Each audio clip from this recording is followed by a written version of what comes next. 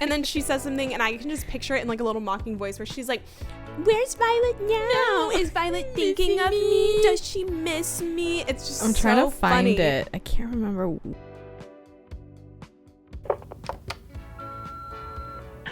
No, I'm literally obsessed. Hey besties, welcome to Literally Obsessed. It's your girl Cassy. And your girl Brittany. Hey y'all. Cassie's already crying. Imagine I start crying, because I will. You already look like you're gonna cry. No, don't. You guys know It's I'm too a early. Cancer, so this is just my emotional side coming in. But welcome to Our last episode. Iron Flame episode, y'all. 18. Episode 18. Wow. What a journey. What a journey. The Empyrean Series has been with us since April 1st, 2003. Wait, 2004. 2004. For about 21 years, we've been with this series It's been with forever. us since the start of the podcast. It's so funny. I love it. I love it. And this is now, I was going to say the end of the podcast. It's not the end. It's not the end. This is now the end, though, of information we have. Yeah. For the Empyrean series. So it's been a long time coming. It is. We are sad to see it. We're like, it's like we did it, but we're also sad to see it go. Yeah.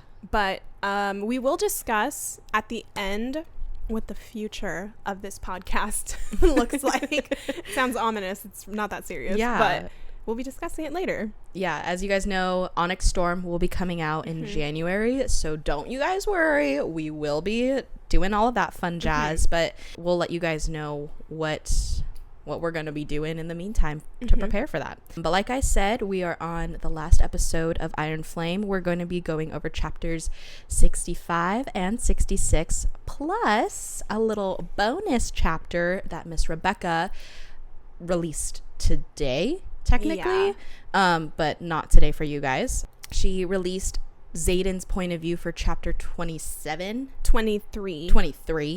Chapter 23 of Fourth Wing. Yes. So she so graciously gave that to us, and we will also be talking about that today. That should be Shout really exciting. out actually to Paige. You know who you are. She DM'd us on Instagram at 5 a.m. for us. So girl, I don't know where you live or if you were up at 5 a.m. but so sweet that she got the book and immediately sent it to us. She sent us literally. the pages. I'm not crying. There is something in my eye, like, genuinely. But yeah, she sent it to us, and that way we can read it and talk about it. So Yeah. thank you so much, Paige, because we probably, well, now people are like posting it on TikTok and stuff, but she actually sent it to us yesterday, so we kind of got like a bonus little sneak peek. It was honestly something that made our day. Yeah. We were so sorry. I blew out the mic. Yeah, we were at work and we saw it and we were like, oh, so on our lunch break we read it. Probably not the atmosphere to read it. It wasn't. But we had to. So thank you so much, Paige. We love you and we're so happy for you. Yeah. Okay, just a reminder, everybody, we still have our Patreon. Now that we're probably going to be out of Iron Flame, we'll be kind of prioritizing Patreon more and more, trying to get that more content for you guys. So go ahead and check that out if you want to be a part of our book club and our book besties. We have some fun content planned out for that. Also, a reminder about our newsletter. So by this point, it'll almost be the October one. So go ahead and subscribe so you guys... Oh, wait. I think it'll be like a week out. Yeah. If you guys want to go ahead and subscribe to that, we update the newsletter every month starting on the 1st, so you guys can know what's going on with us as well as the podcast. So fun stuff to find on that. Yeah, content and spoiler warning for you guys. As you already know, content warning, sometimes we cuss, we talk about inappropriate things on here, so 18 and older, please. And spoiler warning, we are at the end of the book, so if you're listening, you should be at the end of the book as well.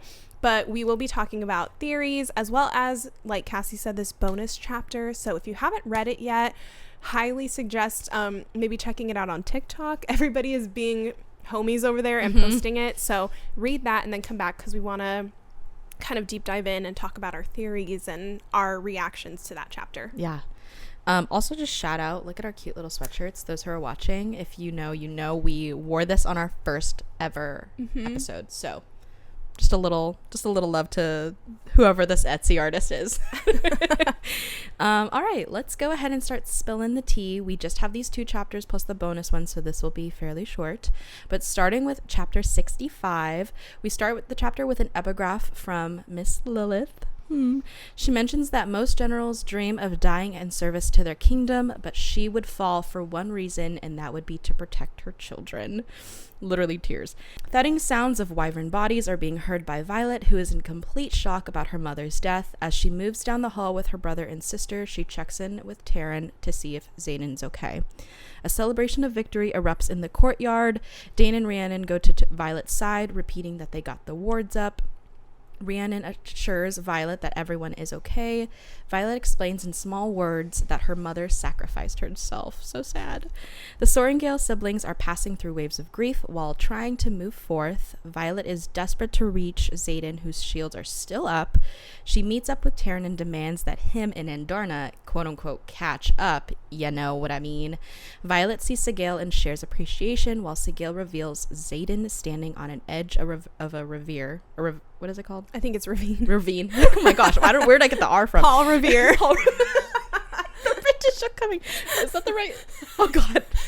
I'm going to shut up. Anyways, me and history don't work well. Sigale tells her to be careful of her words, which is interesting. We'll talk about later. Xaden talks about his killings and tugs Violet's hand away as she offers it in comfort. Interesting.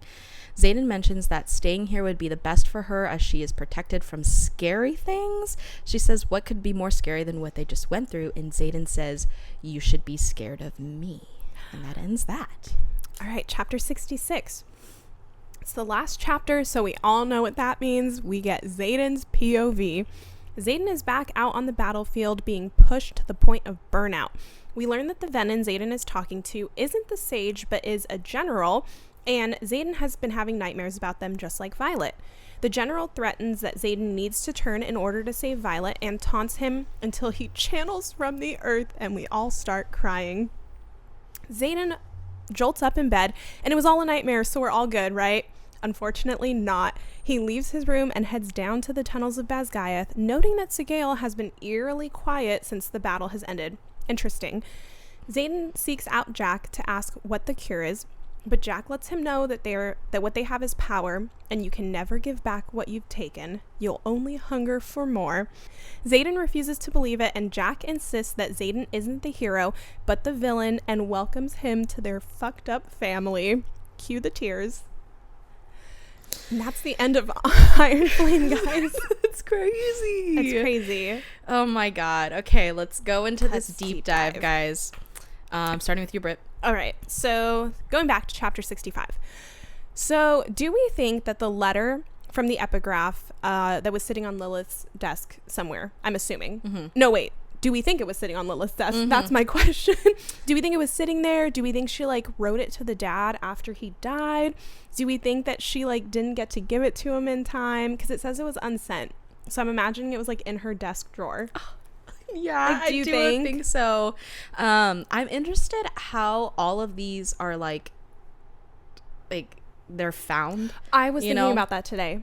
Is also, I don't know why, but I would think that most of Basgiath was probably damaged after all of this. Right. So it's interesting to think of how safe these things could have been and how they were found, especially years later if Jacinia did find them. Right. They were just chilling in her little desk. I saw an interesting theory. I don't know if you checked our TikTok today, but we had talked about how surely Jacinia must be alive at the end of this because she wrote the book, is what we're assuming, or transcribed the book.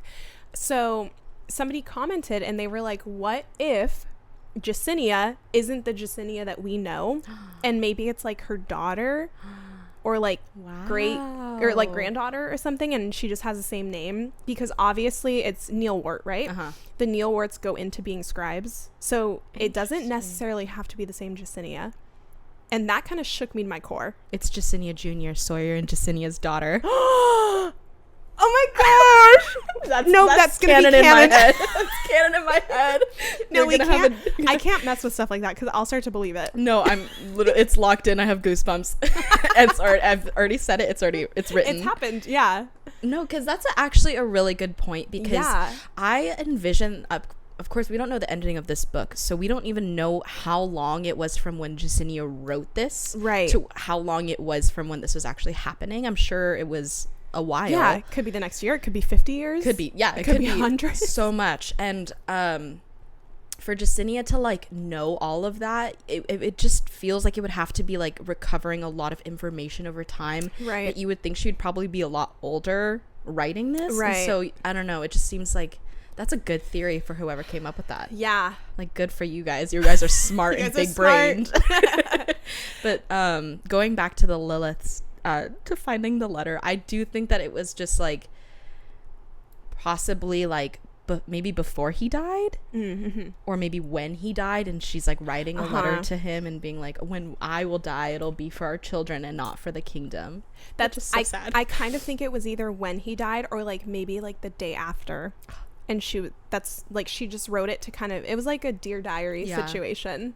That's so sad. I know. But I do love that little epigraph. It's so sad. I have such mixed emotions about Lilith. No, I know.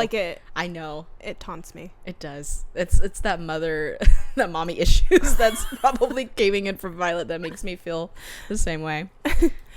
Okay, so speaking of familial issues, last week we talked about how Mira was kind of missing for most of it, and then she appears right after her mom dies. Okay, one page into chapter 65, Mira goes missing again, and literally, so in the time it takes, they are all walking out. All three siblings are walking out. Yeah.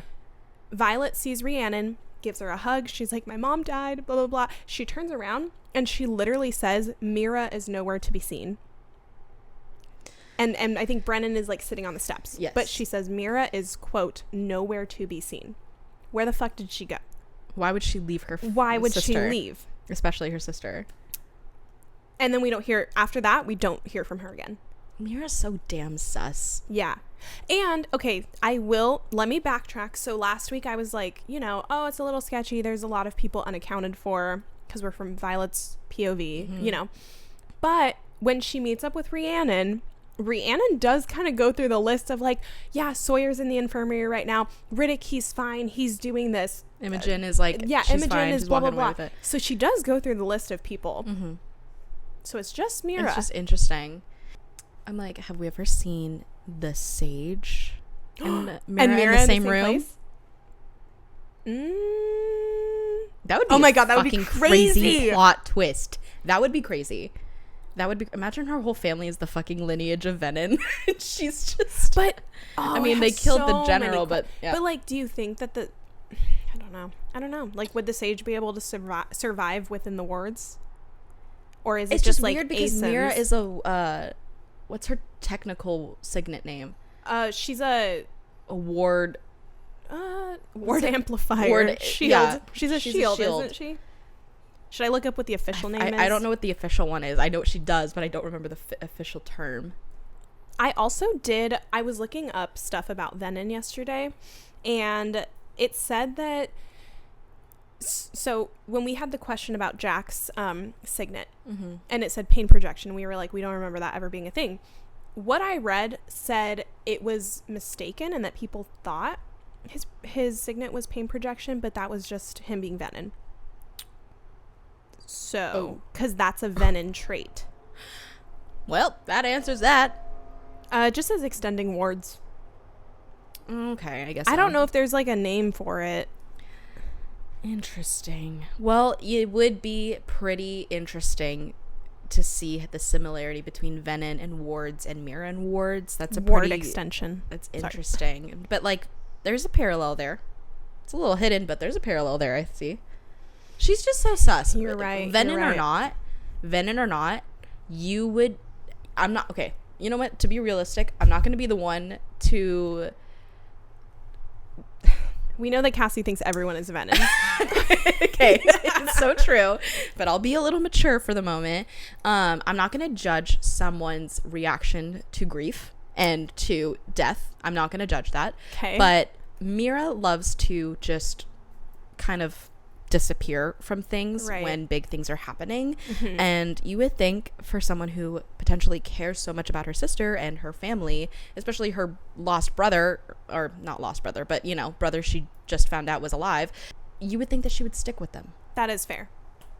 But she's a bad older sister. Sorry to the older sisters. Okay, I just want to say, imagine being a civilian and learning about this and like learning that all of what you've been told was a lie. Yeah. How scary that would be. Yeah. And I know she mentions this because Melgren and I said that right? Yeah. I did it. It only took 18 episodes for us to say it, to like believe a Mandela effect.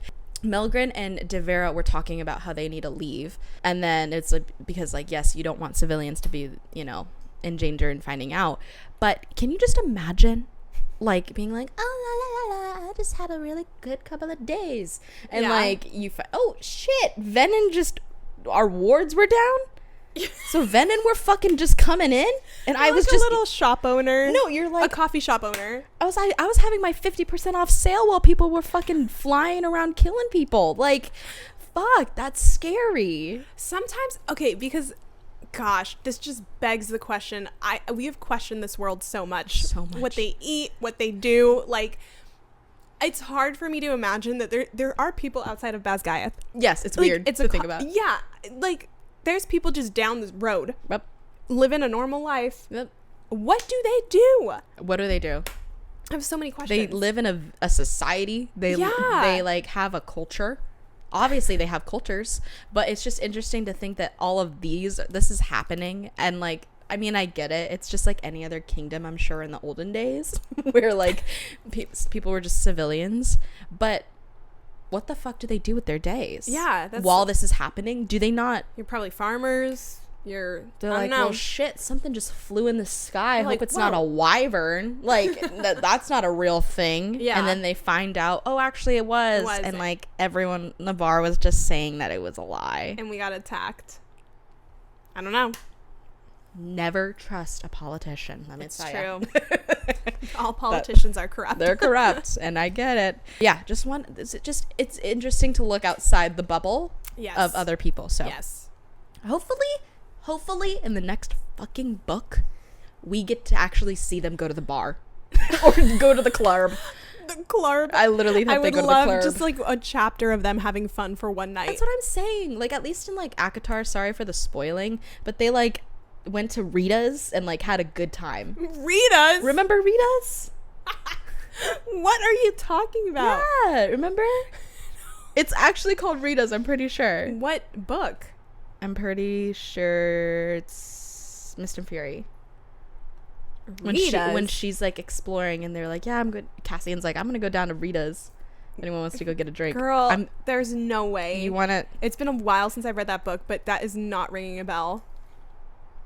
No fucking way. In Valeris where people can dance and gamble. I love it. I don't know why it stuck with me. I'm like thinking of freaking Margaritaville. That's basically what I think I'll be at Margaritaville. See y'all later. No, and it's funny. It's because, oh yeah, Morrigan, who visits Rita's the most. It's literally a gay bar. Yeah. Oh, okay. You know what? Okay. You remember. I'm starting to. I don't think I remember it being called Rita's. Isn't that funny, though? That is kind of crazy. They sell, like, that's where they got, like, all drunk. Got it. Fairy wine. Yeah. Got it. It's funny. Okay. But I hope that we get something like that. No, I need them to go. What the fuck is it called? The Hogsmeade. I forgot what it is. It starts with a C, right? Oh my gosh. We talked about it a while ago. We talked about it so long ago. Shantara. Is that not it? I don't know. Hold on. Because yeah, it is. I remember it is. We were like Shantara. Oh, you're how could I forget? How could you forget? You're so right. Yes. Okay. Wait. No. Whatever. I can't wait for them to go there and just have a good time. I love it. Yeah. They deserve it, I think. They deserve it. They deserve a good time. I would love to see Xaden at a bar. I think he would just be... Dude. He'd just be like... And then Violet's like, He would be like at the bar taking little shots. yeah. And Violet's like, come on, dance. Stop. I just want to see them happy. No, it's how much does it cost, Rebecca? Okay. Speaking of that, how unhappy this is. This chapter, this is just obvious, but it just feels so heavy. Yeah. I genuinely feel like I can't breathe while reading it. You can feel like this is just a good appreciation to Rebecca and the way she was writing it. You can feel Violet's panic. You can feel her shock for her her processing her mother's death. You can feel her like dissociating and focusing on certain things while she's feeling like these emotions. And then seeing that like Xaden can't even make like look her in the eye. It just it's so you can genuinely feel it, and that's what I really love about Rebecca and her writing. It's like it's very relatable and real. So I just wanted to shout you out, Rebecca, because I know sometimes we critique you, but in this moment, really good. Just wanted to say that. Yeah, I agree. Thank you so much. I was gonna say, I think my next point is just how the ending just like had me shook. Truly, not where I thought the end of this book was gonna go. And I just remember reading it. I vividly remember I was like, I have to finish this book, but I had work that day. I read it before going to work. Don't ever do that to yourself, guys. You should have called out. I really thought that I was gonna have to, and I remember going to work and just like mentally not being there. I was like, I can't go on with my life knowing that Xaden is Venom. And it was the worst day of my life. Yep. And it was rough, and people were talking to me, and I was like, I'm actually like processing a death right now. Don't talk to me. So we'll not be doing that for Onyx Storm. We're gonna be like taking the whole week off work. Because I can't let that happen to me again. No, I think the way I finished the book, I was back home in Texas, and I was on like Christmas break or whatever, and I was sitting in a room with the lights off, just like feeling the vibe, and I just start bawling. And while I was reading these entire books, I'm pretty sure I've mentioned this before, but I was simultaneously texting Brittany my reactions in that moment. And I just remember like spamming her. I mean, throughout the entire time I was reading, I was spamming her, but like spamming her and being like, what the fuck is that happening? I think you sent me a picture of you crying. Yes, I have a ton of pictures of me crying from this series, but genuinely just sobbing because it was so unexpected. Yeah. I would never have thought that she would have turned him then, and I would have been like, I thought it was going to be Violet. Yeah. We thought that for like the last half of the book is that, right. Or like the last parts of the book is that she was going to feel all this power and shit, but no, she took the most innocent. And I'm going to keep at that because in my head he's innocent. He's valid for every wrong he's done. So, but just applaud for you, Rebecca, for that kind of ending. But I do love your point that you're about to have right here. Yeah, I agree. Okay, I was going to say, going off of that, so as much as I love a Xaden POV chapter, and I wouldn't have wanted this book without it, I do feel like it would have been a stronger ending had it ended with Xaden saying, me, you should be scared of me. End of the book. That would have been really good. It would have been a good ending. I think it would have still been questionable. Yeah. If like, did he turn Venom? Did he turn? What is he happened? Turning? Yeah. Yeah. But like, I appreciate the information we got from Xaden's POV and the look back at it, but I almost feel like that could have been the first I was chapter just about to say that. Yep. of Onyx Storm. That would have been really good. Like, opener to it. Yeah. It would have sucked to wait like Absolutely. that whole time, but I don't know. I just feel like it would have been such a strong ending. I felt like it was so good, and then I was like, oh, we have another chapter. Yeah. Okay. And then it wasn't that strong of an ending. Right. Ending with like, welcome to our fucked up family. Yeah, I agree. I think that we probably would have been the opposite if she didn't release it like a Xaden POV. We'd have been Oh, like, yeah. what the fuck, Rebecca? Like, give us more information, Yeah. right? But I do agree in the fact that like it saying like you should be scared of me is such a like a Yeah. what do you mean? Anything could have happened. We could have interpreted like any little thing. Yeah. But she answered so many questions so quickly that it's like, okay, well, we kind of went over like a hill and then we like went back down again. Yeah. And it wasn't as, I don't know. I mean, I'm not going to say I hate the POV. I love it. Yeah.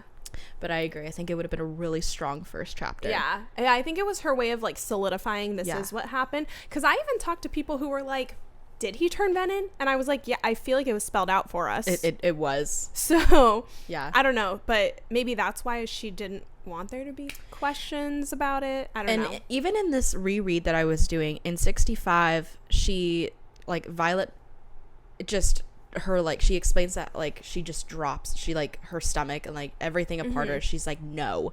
Like, there's no way this could be happening to the one person I'm in love with. Right. That in itself was just a description that he turned. You know what I mean? Right. To me, it was pretty obvious. It was very obvious. Yeah. But if that wasn't as obvious to other people, then just saying you should be scared of me. What's the one thing she's been scared of this entire time? Right. Is venom. So, you know what I mean? Like, I feel like it was written to us. Right. Not gonna hate you guys because I'm a dumb reader too, but just saying that it was very interesting how she would add that last chapter. Yeah. But love it. Going forward, it is upsetting me that we do not have the time period between him saying you should be scared of me to this current moment of his POV. I just want to know what the fuck happened. Did they talk about this shit? Like, did they talk? Were they just completely did he explain things to her? Did he barely explain things to her? Because in his POV, he kind of like, he doesn't talk about it. All he mentions is that when he wakes up, he sees her and he's just like, she's just so beautiful. Like, I take moments to just like look at her. And then he like mentions that her arm is bent as if she's like reaching to him, and like even in her dreams. And I'm like, okay, well, if they're just like sleeping in bed, they obviously had to like have talked about or like had a conversation. So it just leaves me to wondering like what happened between that moment. And I don't even know within like a timeline of a day it was. Obviously this was like a next morning situation. Like middle of the night. Was the moment where she and him were talking about stuff in like the end of the day? Was it in the morning? Or they because they were fighting throughout the night into like the day, right? Wait, when are you talking about? Like the entire battle. Well, no, because they were fine. Like, but like in the I'm thinking daytime, like a day timeline. This was like at night when his point of view starts about him like waking up and seeing her. Right. The battle was during the daytime. It was during the daytime. I was just like, was this the night like in the night, and then he wakes up a couple hours later? Like, what was going on? Oh, yeah. That's what I'm thinking. Yeah. So I just would like to know what was happening in between that. Because he says that the guards are like drunk. So I take it people are like out partying. Yeah. Like it's probably like 2 a.m. or something. So just curious, would like to know. Hopefully in Onyx Storm we find out. I'm hoping that she does something similar that she did in Iron Flame, where it picks up immediately after. I'm scared it won't.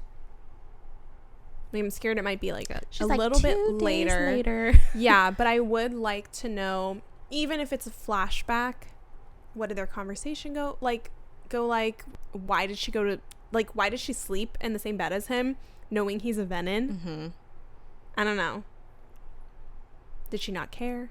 She's like, I mean, really, I get it. She's like, what else is a little stronger? Like, for all fuck's sake, they could have, and they probably did. Probably knowing them. Yeah.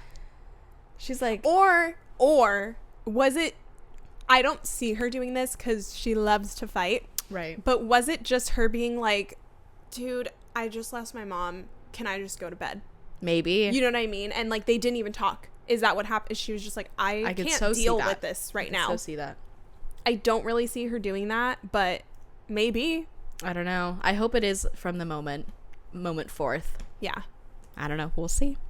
Okay, so I kind of want to talk about this a little bit more in Thriving and Theorizing, but just wanted to bring it up right now to kind of ask the question. So we get the epigraph that it was sent to Lilith about trying to control venom, and it was, there is no cure, there is only control. Why was Lilith trying to control venom? And it brings up the question if she was a venom, or if maybe the dad was. And I have some points on Yep. that a little bit later. Don't gotta convince me. I already believe it.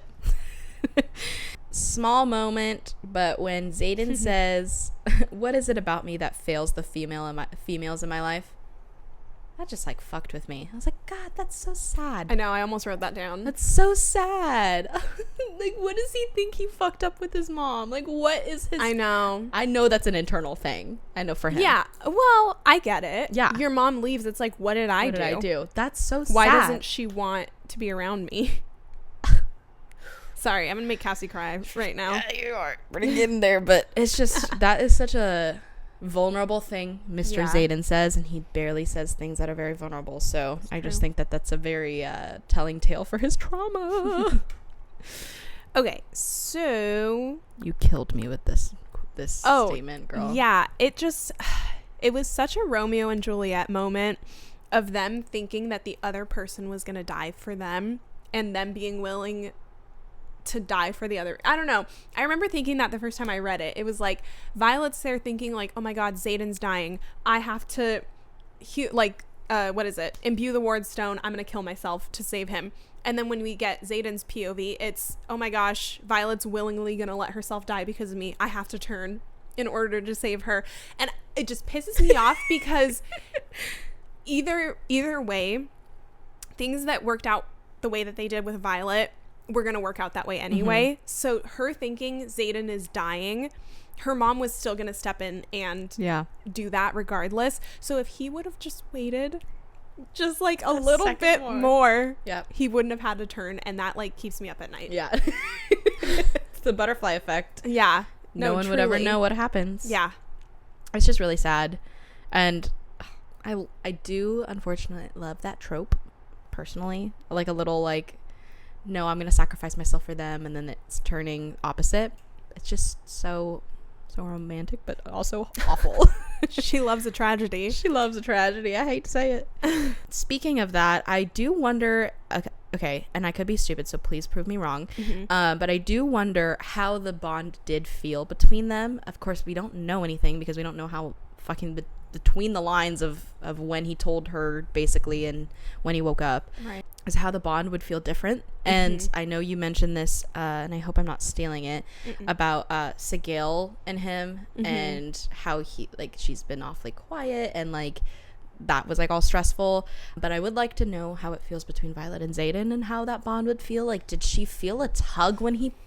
And what I mentioned in here too is that I know Violet mentioned that his walls were still solid shut when she was trying to check in with him.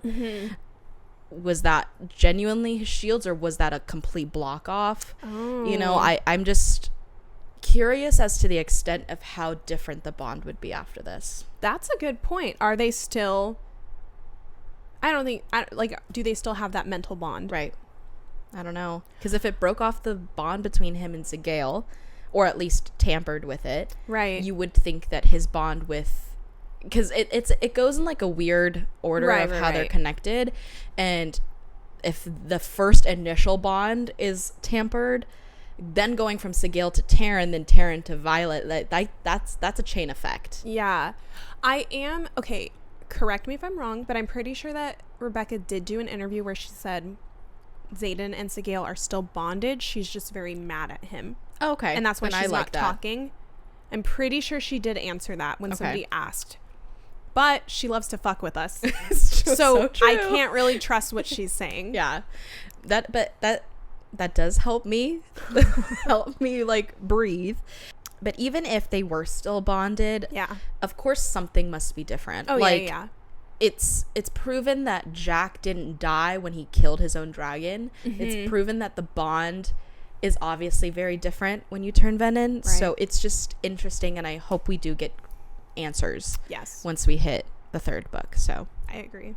Okay, so just wanted to bring this up for the theories out there that say that maybe Violet had been seeing Xaden's dreams or vice versa. Xaden thinks that he has been dreaming of the sage, but it was actually a general, or I'm assuming a maven. I think he says general. He says general, but when I looked up the ranks, mavens are like the generals. Okay. And mavens are technically higher than sages. So scary. But he says that his robe is blue. Violet, I went back and looked at her dreams, and she thinks that she's been dreaming of the sage. So they both think they've been dreaming of the sage. But apparently Xaden was seeing a maven. And she says his robe is, quote, purple tonight. And I believe that's the last dream that she has, where she talks about he smells like chocolate cake. Or sorry, he smells sweet. I think it's chocolate cake. But she says his breath smells sweet. Do you think they gave Xaden a purple robe? Oh my gosh. He's so powerful. They were like, bam, you're a sage. Yeah. Shit. I don't know. That's so interesting. I don't know, because I don't think that Violet has ever actually seen this one that she's dreaming of. It was interesting to hear how Xaden was explaining what he was seeing, and he was just like, fuck, this is exactly like my nightmare. Right. But it wasn't, you know? Yeah. At least to his knowledge, it wasn't in that time. But cool that they get to pick out different color robes. Oh my god. They're fashion forward. They're fashion forward. Come on. They're not an outfit repeater. It's true. We're simply outfit rememberers. Simply. I think we've talked about it before, but Xaden mentions that his signet, or quote, whatever this is, feels stronger. What is whatever this is mean? Being a venom. Fuck. I don't know. It just begs the question of, is he going to be intrinsically different? I just have questions. God, if this makes him stronger, everyone's fucked. Yeah. Everyone's so fucked. What is he going to be able to do with his shadows? He was already crazy. It's so scary, you know, to hear him validate how, like, powerful this is in the crave, and he feels that. Yeah, him saying, like, it's true. I feel like I'm craving power. He's like, I can feel the ground beneath me. Like, stories down in the basement. You're like 5 hours in, bud. That's to being a venom. Fucking terrifying. What is hopeful is that within that moment, he's of course going to Jack to find a cure. So immediately he's like, I need to figure this shit out and let it, like, get off of me. I am curious though as to, because I would like to ask you this, because I'm sure you probably know before me. How did he know that there was like a rumored antidote, rumored cure? Because that's what they've been giving Jack. That's what okay. And Nolan. Oh my god. They all have the same name. What is interesting to me is, like, Jack, the way he explains it, he's like, no, there's no cure at all. Like, okay, I think you mentioned this in the Spill the Tea, because he says, you can never give back what is taken. You're only hungry. You'll hunger for more. You'll only hunger for more. Thank you. That is just an interesting way to put how the power works. And I know we've mentioned this before about, like, we're questioning how venom work and, like, how their powers work. Is there really no way you could, like, revert back? Like, what do you think? I can see that. No, I don't think so. Because I think, and I think I have it written down as a quote, but there's too much mention of the nature likes everything in balance, and the Maven literally says something about, like, I can't remember what it is, but we'll get there, but take too much and, like, you'll be punished for it. Yeah. So yeah, I can see that. It's like so making scary. A deal with the devil. Do you think you could be like, just kidding? Do we? I want to take it back. I'm gonna say something really crazy, and I know you're gonna get upset if I say this. Of course, Brennan was fucking on the third day he rose again, and he Brennan. You think he's Jesus? No, it's not where I'm going, but okay. He was resurrected. I'm sorry. If that, and my theory of Brennan being Venom, what if he was Venom before he died, got resurrected, and that death to resurrection made him not Venom anymore. Oh, that's a good point. It's not a theory, it's just a point. Because I personally would hope that there is some way of at least lessening him getting stronger as a Venom, or at least completely demolishing it. Well, we'll talk about it in Thriving and Theorizing, but I have my reasons to believe. Okay. Or I have heard the theory, and I refuse to believe this one. And if this is how the book ends, I truly will. This is the end of the podcast. I won't be reading any further. That Xaden will have to die. Okay. I don't like that. I don't like it. I don't approve of it. I won't be reading. I won't be buying. I'll just be sitting in a dark room for eternity. Yeah. Wow. I don't love that, but okay. Yeah. So, all right. I'll leave you with that dark thought. Let's get into our favorite quotes. All right. I have 2 quotes for this one. First one is from chapter 66. It's not my favorite ever quote, but I just think it's very interesting. Xaden saying, "My heart vaults into my throat, and I taste it again, the same as it was when I sat by her bedside after resin. Fear." Deep. Okay, same. My quotes aren't really my favorite. They're just ones that I find interesting. First up, we have from chapter 65 from Violet. "That's gravity, right? He's enough to keep my feet grounded, to keep the sun rising." You guys know I don't like when they refer to each other as their gravity, because it just makes me think that we are in store for something bad. Anxious. And then my last one is also from chapter 66. This is just an iconic part everyone knows. Sigil and Xaden going, "You cannot." Sigil shrieks, "I choose you." Xaden saying, "But Violet chose me too. I reach." Actually just thought of something in regards to my last quote. What if it's because he turns Venom and they have like gravity manipulation? There's gonna be a part where he literally like takes gravity away from her. You know what? Honestly, so sorry, but there is a point where I was rereading when he was talking about the moment with him and the general, that he mentioned gravity. Yeah. Gravity claims me and I fall. Yeah.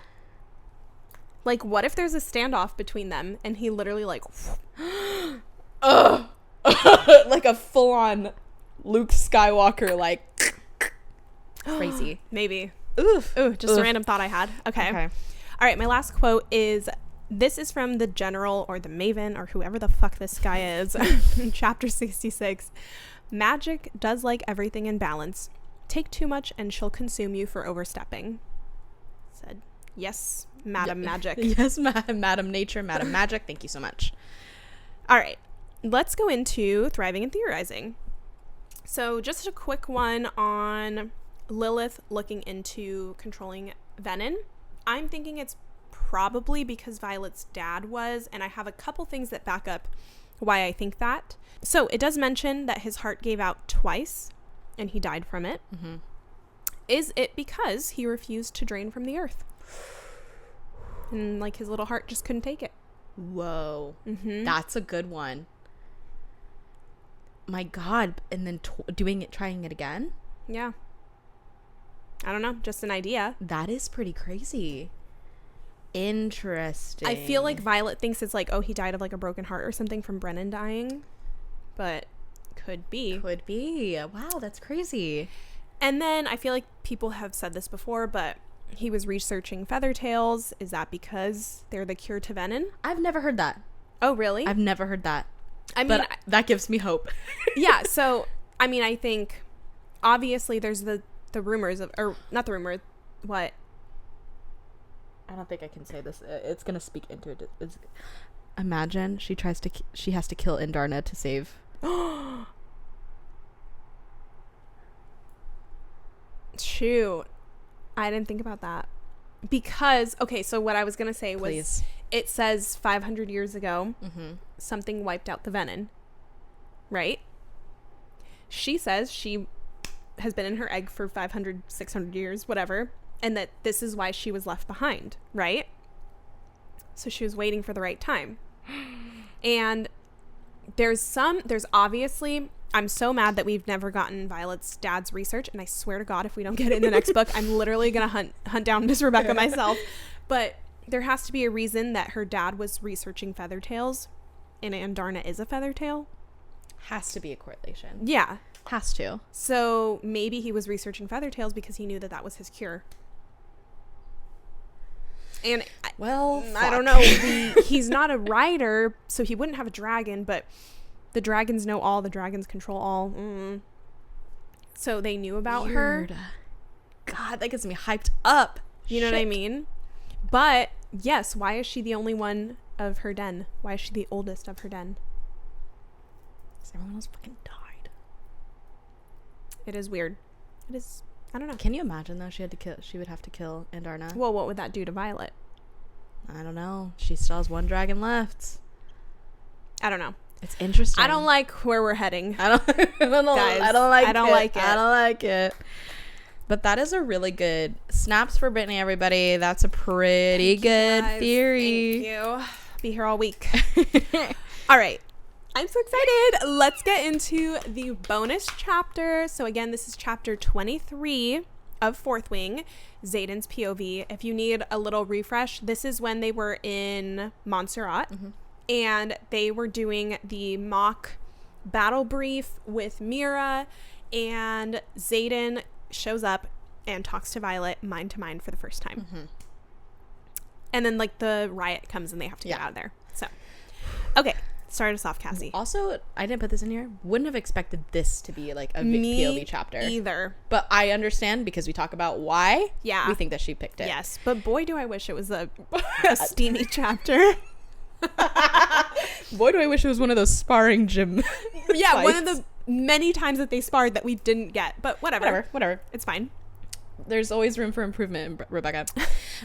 Speaking on this release, I would just like to say it felt like getting a text from an ex-lover you've been craving to hear back from.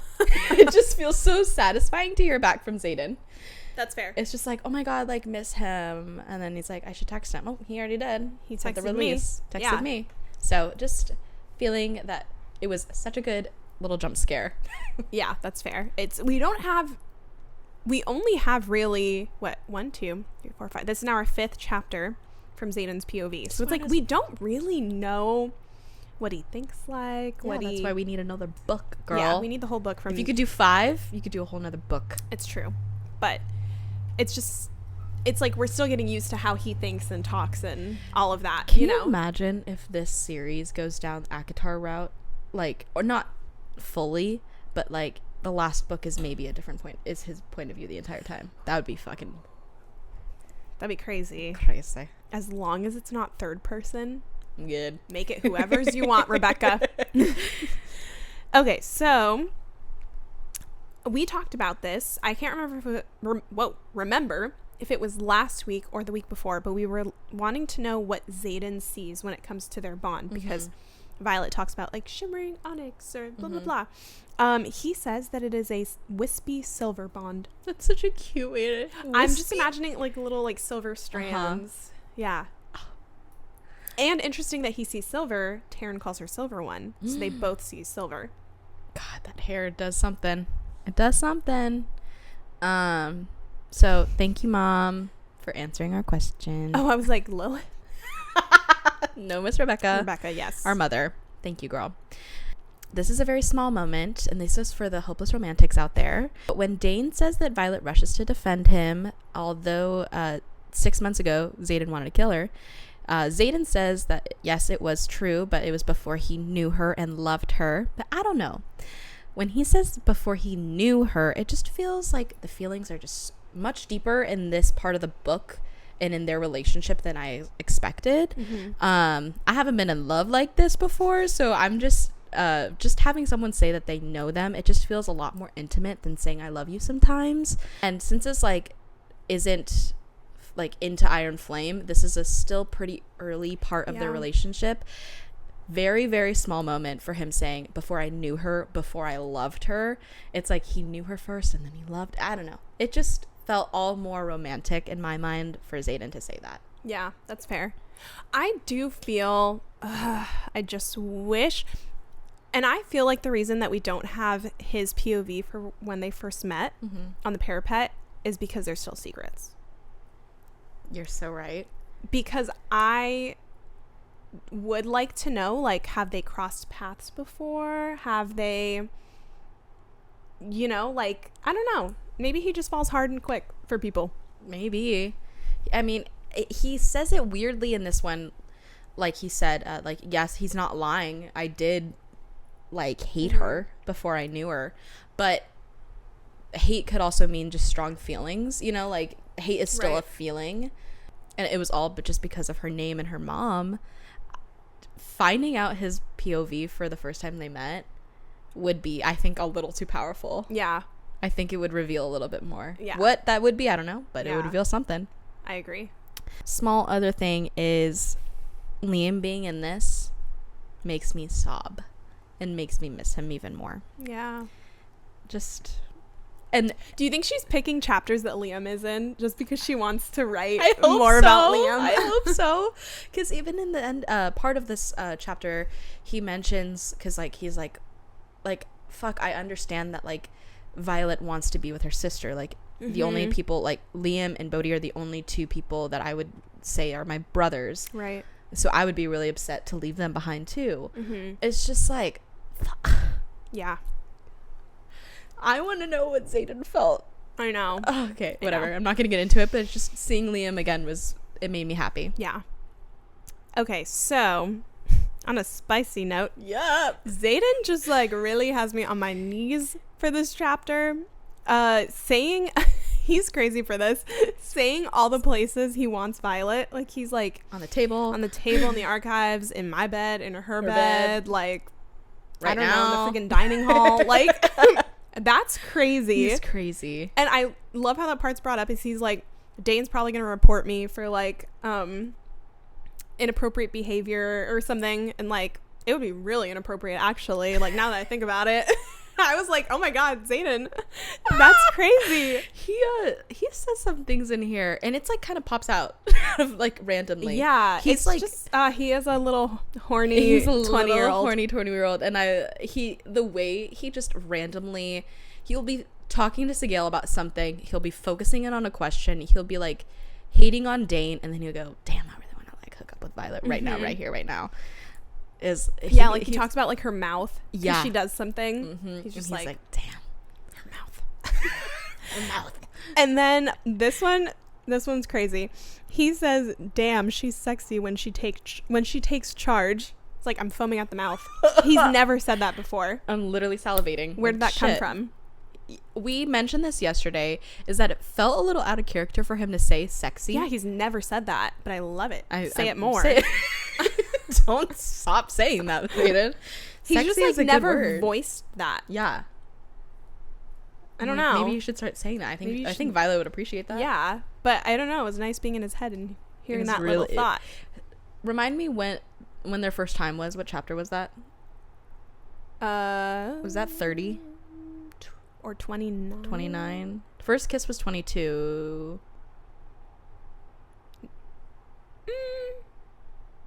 Was it 19?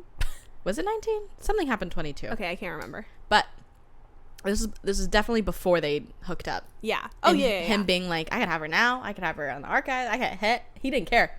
He said, I could do it Monday, Tuesday, Wednesday, Thursday, Friday, Saturday, Sunday.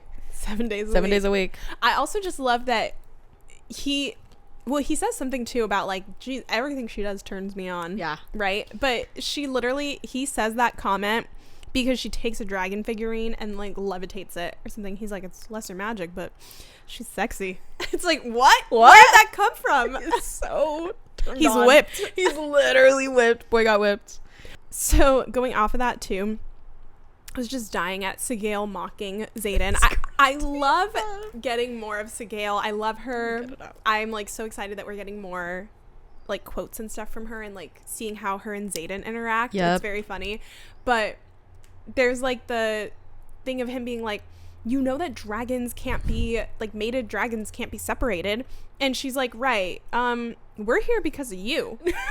And then she says something and I can just picture it in like a little mocking voice where she's like, where's Violet now? Is Violet thinking of me? Does she miss me? It's just I'm trying to find funny. It. I can't remember. What was it at the beginning? I think it was. I can't remember. Okay, so she says something. Oh, because Dane says, why are you here? And Sigale says, yes, why are you here? And she doesn't disguise the mockery in her tone. And Xaden says, you're more than aware that Sigale and Taryn are mated. He says, it was your idea to bring the daggers to Sigale. She says, it seemed like a prudent course of action considering your insufferable intolerance to being separated from the general's daughter. And then he says, insufferable? That's a bit far. She says, where's Violet now? What is she doing? Is she thinking of me? Is she missing me? Is she getting closer to Eidos? Does she dream about that kiss? How many days until Violet? And then he's like, okay, point fucking made. Sigale. Thank you, Sigale. So funny. Him thinking, is she dreaming about the kiss? Oh, thank you, Rebecca. God, oh my God. It's so funny. Good, because we always want to hear how he feels. I know. Oh my God. And then right after that, Violet gets mad and she's like, that has nothing to do with him. It's up to Taryn and Sigale. And he goes, and there she goes again, defending me. Fuck, I love this woman. Oh, shit, dude. It's so good. It's so good. I gotta reread. Like, I've kind of reread it, but like I need to reread it again. Me too. I'm excited to reread it again.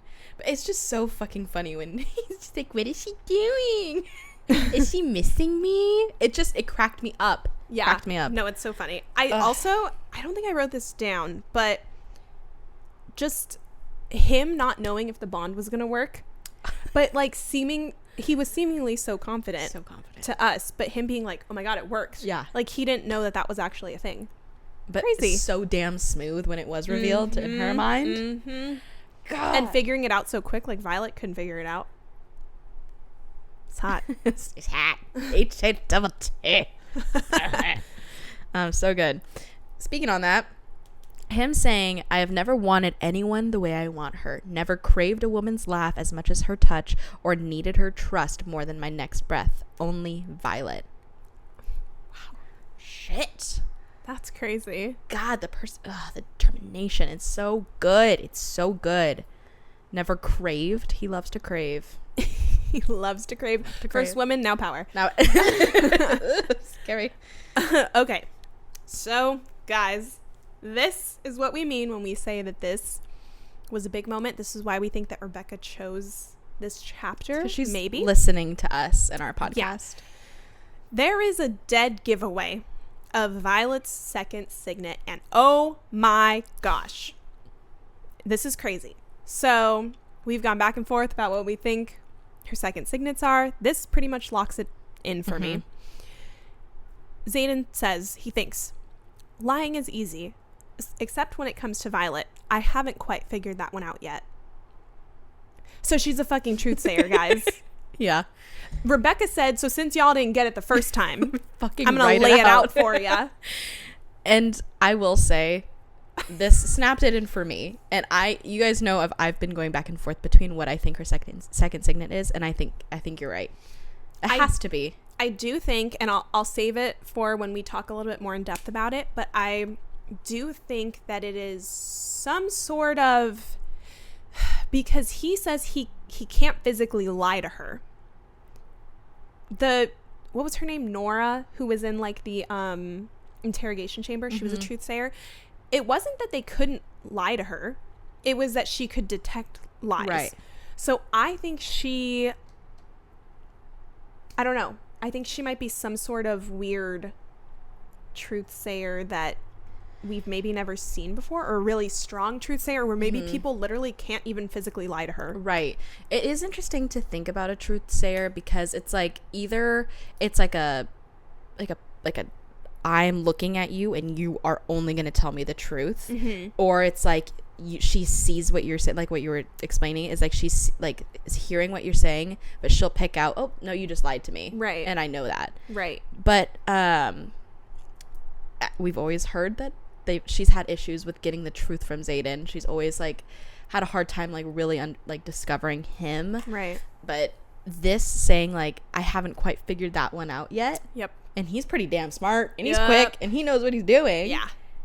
Locked it in place. And I would like to thank Brittany for reminding me to reread that part, because I think the first time I just didn't think too much into it. Well, I had a big reaction, and I did not hear a big reaction from her. So I said, I need you to sit back down and read again. And I don't know what I was thinking. I just was just like, oh yeah, da da da da. But probably because I haven't been as convinced that she was a truth sayer till now. But fair. now I am. Guilty as charged. All But right. holy shit, y'all. Yeah. Damn. Okay. Let's move into Final Jam. It is finally time, guys. We have been wanting to bring this song up, I think, since the beginning of the podcast. Yep. We've just been waiting for the right time, and I think that the end of the book is the right time. It is Work Song by Hosier. Y'all. When my time comes around, lay me gently in the cold, dark earth. No grave could hold my body down. I'll crawl home to her. That's poetry. Tell me that's not Xaden. God. I listened to this song on repeat today in preparation of this episode. I should have done that.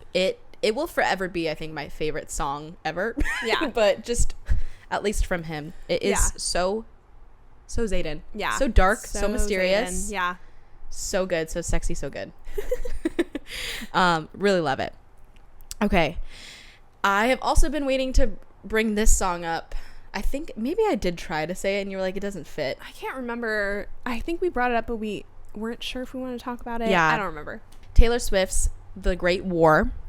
If you guys know the lyrics about it, it just says, like, basically, me and you have gone through the Great War. Of course, we know that there's another internal war that they're having now, but just a really great song about their trials and tribulations. Yes. Okay.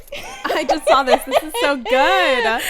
I've been on a Wicked kick. I watched it last night. If you guys don't know, we are big musical theater girlies, and one of my favorite ones is Wicked, of course, and with the new movie coming out, we're pumped. But I am. Okay. I love Wicked.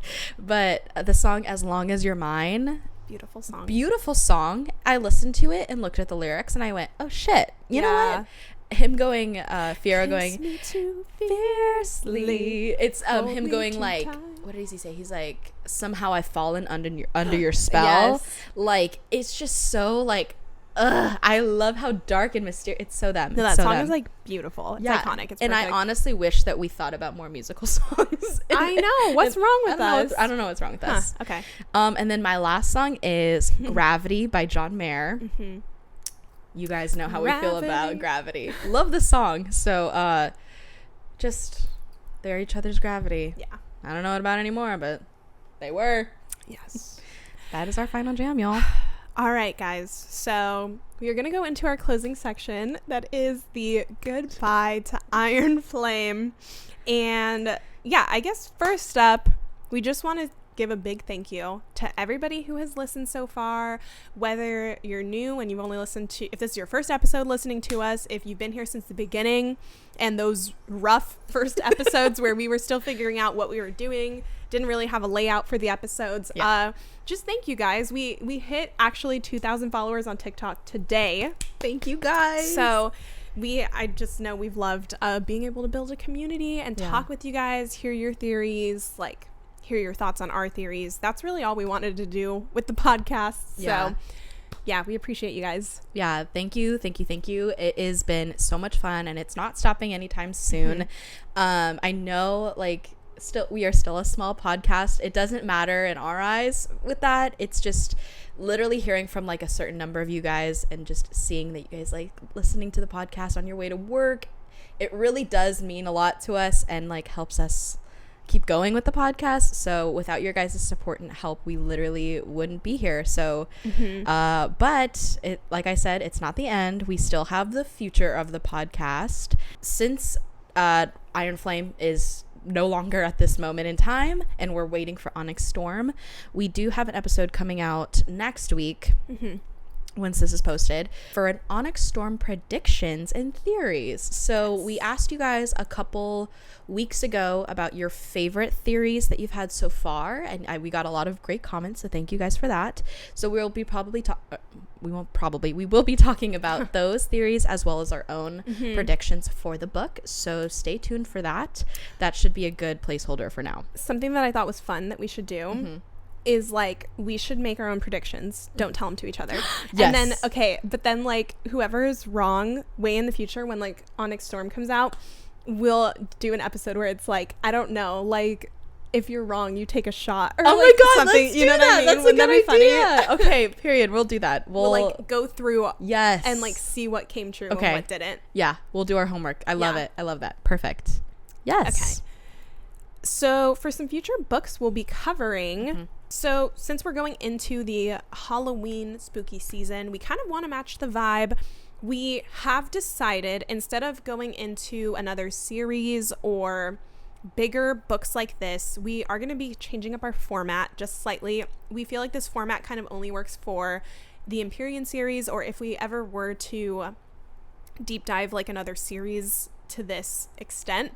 But not every book needs like a thriving and theorizing section or all of that. So we'll probably be doing smaller episodes, like maybe one episode to cover a book. And like I said, going into Halloween season, we are thinking of doing some thrillers. So potential options are like maybe Verity by Colleen Hoover or The Silent Patient. I'm forgetting the author, but very popular book. So maybe some books like that. We really love Funny Story by Emily Henry. It doesn't fit the vibe, but we would love to be able to just rant about it for like an hour. So maybe doing things like that. We'll still probably keep in like the final jam because we love talking about music. But yeah. And speaking of that, we also kind of wanted to expand the pod, and this was something that we have talked about since the beginning. Since we have our name literally Obsessed, it kind of gives us a good like broad statement that we are just two girls who love to obsess over things. So you guys know we love music, and we've talked about that plenty of times before, and we even included it into Final Jam. So some things that you guys can definitely look out for the pod is having us covering different albums, doing reactions to things that maybe possibly come out in the future, and also just some music trends that we like. We are very big music girlies just in general, so we have a lot of things to say, and a lot of stuff we've kind of already slipped into the episode so far. So of course we'll still be doing books, we'll still be covering bookish cultures and vibes for book talk, but we kind of wanted to expand it a little bit so we can have more of a variety on the pod. So hope you guys like that too. Just shares a little bit more of our personalities too. Definitely let us know what you guys like, what you guys don't like, because we want it to be entertaining for you as well as fun for us to create. But just looking for things that will kind of keep us going through the end of the year. And then come January, we will be fully into the Onyx Storm world. You're going to have to give us probably a week to read it and kind of figure out our game plan. And then we're going to be deep diving Onyx Storm. Oh, I'm so excited. Yeah. But it has been such a fun pleasure to go over these two books so far with you guys. We are so excited to continue this. This has been kind of new for us, so the past couple episodes you guys have heard this so far, but if you haven't, we have a discount code for Blessa if you guys would like to check them out. They gave us a code for 30% off your purchase, and if you do BBLO vibing, you guys can get 30% off of your purchase. And then for Brittany's moms, what's it called? It's Heidi's Boutique. So sorry. No, I don't even think I wrote it, but yeah, her business is Heidi's Boutique. She makes costumes and like kids clothing and sometimes adults and accessories, all that fun stuff. She gave us a discount code. Literally Obsessed 20. Perfect. For 20% off. And we'll have her information below. You guys can follow her on Instagram. Yeah. Check out her website, her Etsy, all of that. I guess with that is bid adieu to Miss Iron Flame. We will see you guys next week with Onyx Storm predictions, and we hope you guys have a great rest of your day. Yeah. We love you. Thanks for listening, besties. We'll see you next week. Love you. Bye. Mwah.